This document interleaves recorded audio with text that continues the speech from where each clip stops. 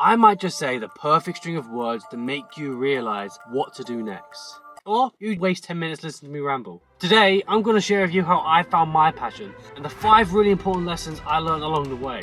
So, if you're still with me, sit back, relax, and maybe grab a pen. After joining high school, it didn't take me long to realise what my favourite subject was: drama. Fast forward to 18 years old, and I was invited to audition at the Central School of Speech and Drama in London, the only school that gave me a shot. Before I had a moment to catch my breath, I was stood there in front of the panel. I performed my heart out. There was 30 of us, only one of us was successful, and it wasn't me.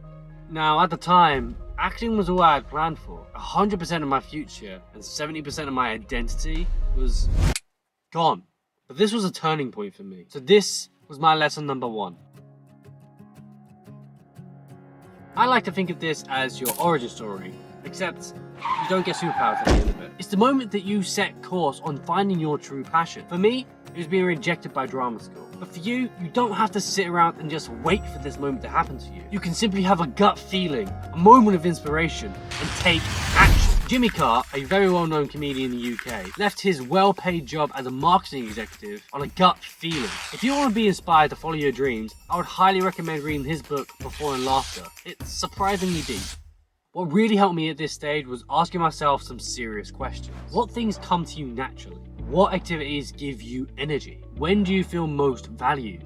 The aim of this exercise is to understand those undersurface drivers and then find some careers that align with these drivers.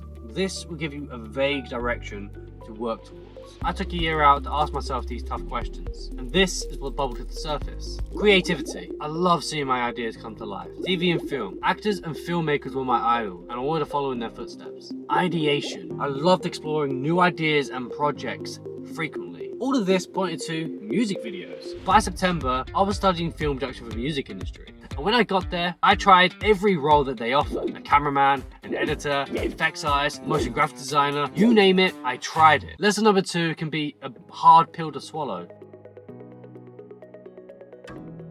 This is when you try everything and anything that excites you. Just follow your heart. You might doubt yourself at times, or feel like you're making no progress at all, but this is an important step. The goal is to narrow it down. Each new thing you try will teach you valuable lessons about yourself. You'll figure out things that you resonate with and things that you don't, in addition to gaining many transferable skills. For instance, Colonel Sanders was 40 years old before he had even opened his first KFC. Before finding success, he worked as a farmer, a railroad worker, and even passed the bar to become a lawyer. He would eventually develop his 11 herbs and spices while working at a service station. Just know, every time you try something new, you're one step closer to finding your true passion. During this phase, I was convinced I was broken. I carried on trying new things out for another 5 years. Every time I found a new thing, I would dive head first and would be convinced this was my passion. Then 3 months would pass and that initial spark was gone. I started to believe that I wasn't built like other people. The goal was to narrow it down. My problem was I enjoyed everything I tried. I learned about business, web design, phone repair, stock market, and motion graphics. But I couldn't commit to just one for the rest of my life. With nowhere else to turn, I did something I thought I would never do. I picked up a book.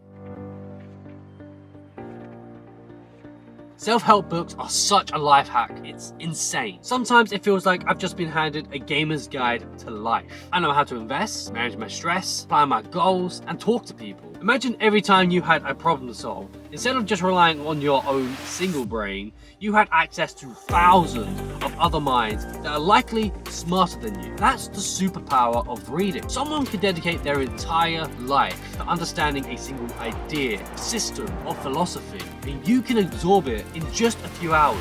That's fucking insane. How doesn't that blow your mind? Look at Ali Abdaal. This is a doctor turned YouTuber. And you can argue that he is a mega genius in his own right. He is a Cambridge graduate and he founded his first company alongside his studies, and he now runs a multi-million-dollar company at the age of 28. I just found out we're the same age and I'm sat here making videos in my car. Even this guy owes much of his success to the ideas that he discovered in books. If there's just one thing you take away from this entire video, please let it be this: pick up a book. Emily Wapnick's How to Be Everything. It taught me I wasn't broken, I was a multi-potentialite. It basically means I don't specialize. My value doesn't come from expertise in a single field. It comes from many skills in many fields. Honestly, when I was reading this book, it was like Emily was speaking to my soul. By now, I must have figured out, right? Wear multiple hats, I've got interest in business, acting, graphics, film. It's staring me in the face. YouTube. Wrong. Like a lot of us, I was way too self-conscious to ever really realize my full potential. It wasn't until I stumbled on an app called Fabulous where I would begin building healthy habits in taking care of myself.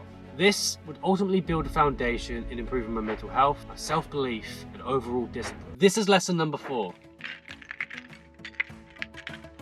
Healthy habits are proven to increase your mental health, your physical health, and help you gain clarity on your goals. In my opinion, they just make you a better version of yourself. If you're anything like me, before trying out these habits, I held a lot of misconceptions. Like, I don't have time, they'll distract me from my main focus. Or, I'm a free spirit, and I don't respond well to structure.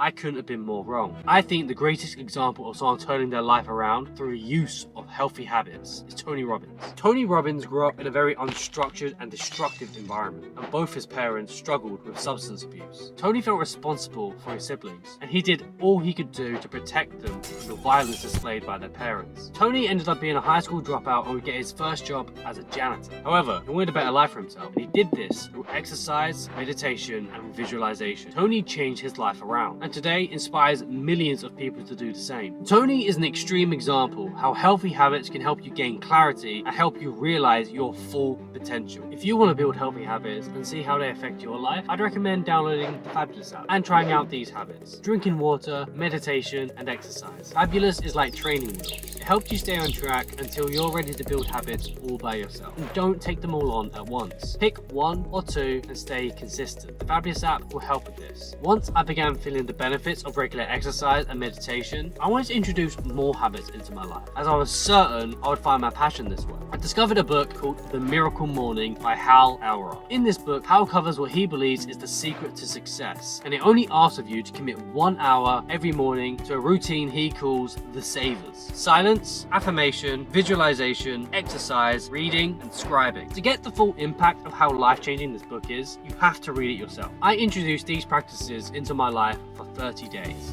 and each habit brought something new and profound to me. Meditation helped me stay calm and controlled. Affirmations helped me stay happy and confident. Visualization kept me focused and on track. Exercise kept me fit and sharp. Reading helped my mind grow, and journaling helped me monitor and reflect on my progress each day. On day 30, I was writing in my journal and truly reflecting on everything I had done up to this point, and it kind of just hit me.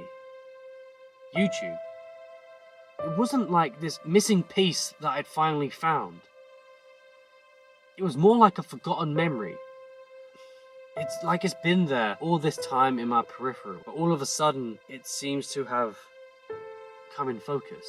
But this is the importance of lesson number 5.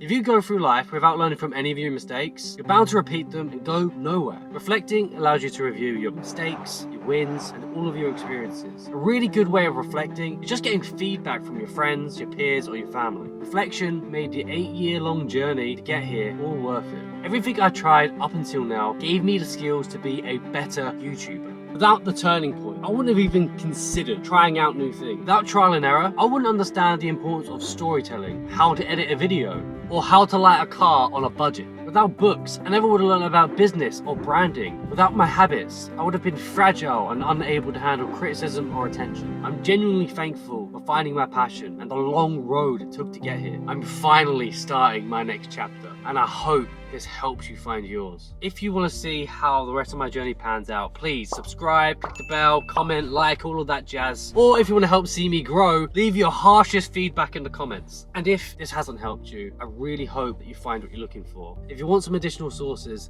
this is my top 5 book recommendations for beginners. Bye Chris, and see you in the next one.